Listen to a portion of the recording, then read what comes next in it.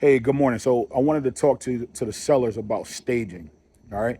If you're getting ready to sell your house and you want it to show well, you're that's your first impression when a buyer walks into your property.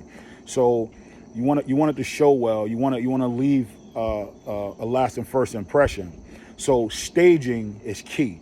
Now, when I say staging, I don't necessarily mean hiring a professional stager, which you can do, and it has been proven to be effective.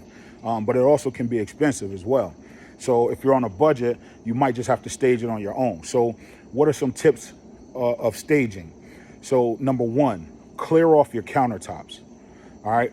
Major appliances are okay, but the less stuff that's on your countertops, the better. And not just the countertops, but the tables, end tables, nightstands, dressers. The vanity in the bathroom. You want to minimize as much clutter as you possibly can. All right. The corners.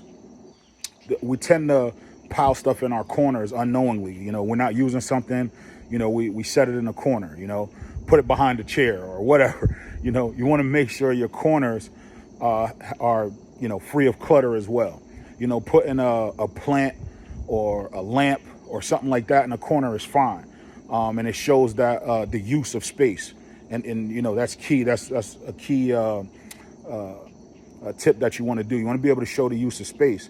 So it doesn't necessarily have to be empty, but you want it staged, right? You want it to look like something belongs there and not just, a pile of junk or a pile of clothes or whatever. Staging your house is key.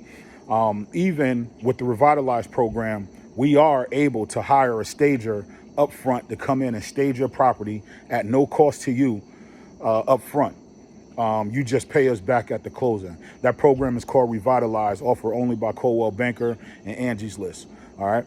So any questions about staging or listing your home, feel free to reach out.